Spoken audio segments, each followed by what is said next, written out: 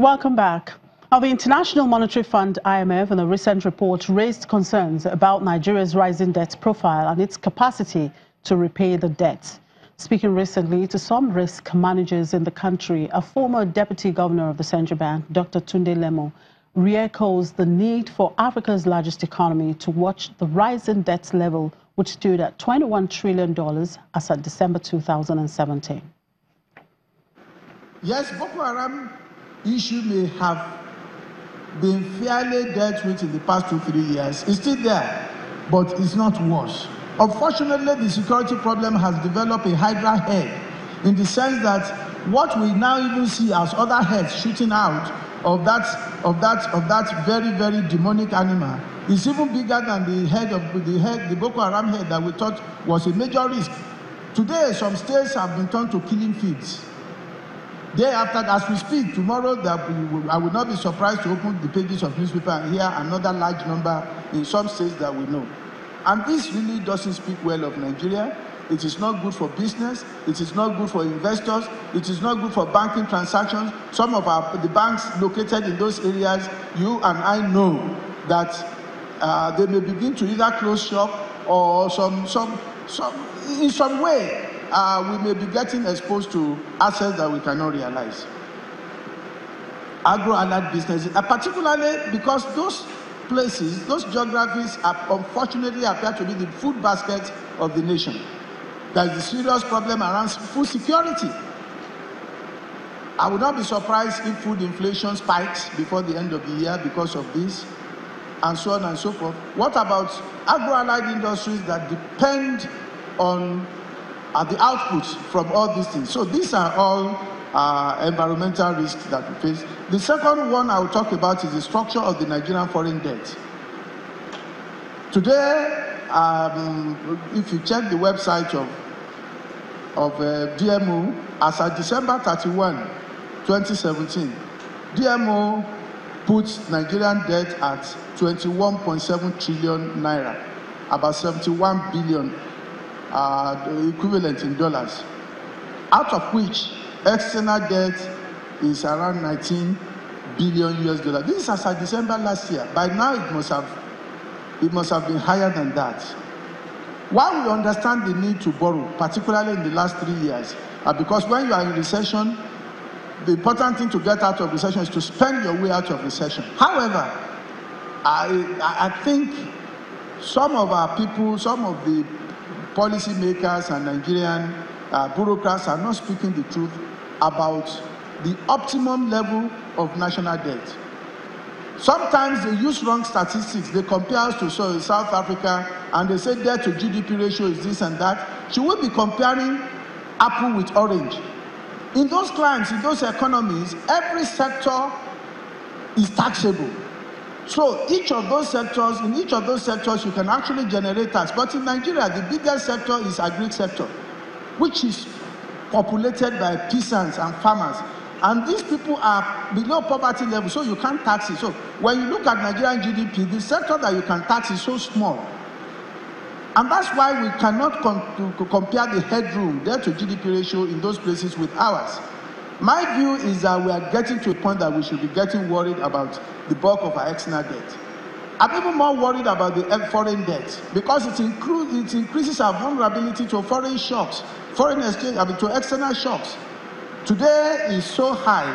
Just imagine what will be going on in the minds of the government that worked so hard to reduce our foreign debt, that we are now inching up, and we are even busting that ceiling. And yet, we say because it's cheaper. My argument is, are you really sincere that it's cheaper? Your currency is not freely convertible. And approaching every election year, the worst you expect is at least 20-25, minimum, maybe 10-15% depreciation of your currency. If you price that into debt stock, foreign debt stock, then it makes even the cost bigger than domestic debt. So tell them when they come to say it's cheaper, say, have you considered foreign exchange risk? And when you build that in, it is not cheaper. We will just wake up one day. If I told you 3 years ago that Naira dollar rate will be 360, you will say, come on, we reject that in Jesus' name, as we say in the church. But look at what it is today. Who says it cannot be 500 tomorrow? And when you then look at this debt and you then adjust, to 500 to 1, then of course the cost will be so huge that then you would then realize how foolish you were by swapping domestic debt with foreign debt. And for me, it's a major point. And it's further compounded by the fact that even for us commercial banks and financial institutions, our exposure even to foreign currency denominated assets is also very high. And when you combine the effects, distinguished ladies and gentlemen, I think we need to sit down and begin to dimension what our threshold should be in each bank, and whether or not we shouldn't begin to apply brakes or even begin to hedge those risks if we can. Tunde Lemo, a former deputy governor of the Central Bank of Nigeria.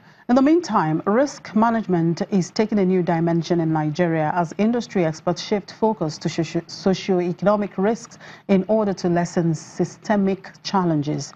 At a meeting of risk managers, industry experts resolved to draw up enterprise framework to facilitate risk-free lending and investment. Normally, what we look at as risk managers before are the principal risks. Risks that we call principal risks. We look at socioeconomic risks, but no framework for managing them.